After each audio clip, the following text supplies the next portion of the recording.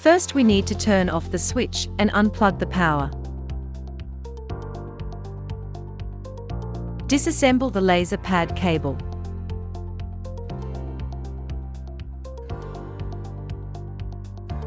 Remove the RF and suction cable, 80K cable and Cavitation cable.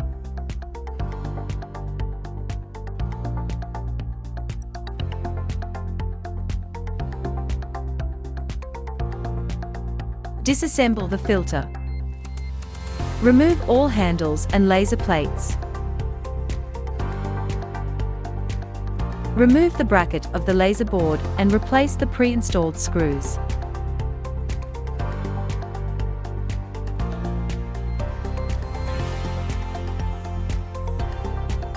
Remove the handle bracket and reinstall the pre-installed screws.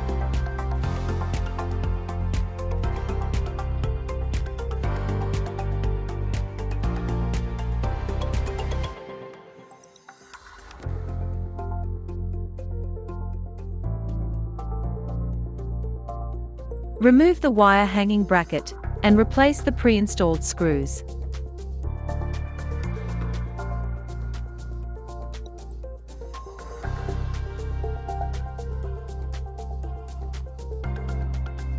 Unscrew the screen fixing screws and remove the screen.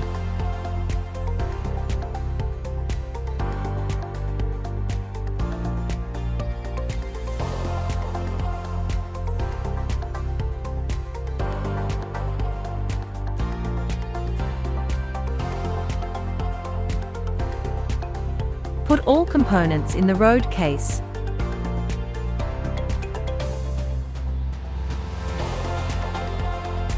It should be noted here that the wheels of the main unit cannot be placed vertically, but must be placed sideways. Then put the accessories back into the corresponding grooves.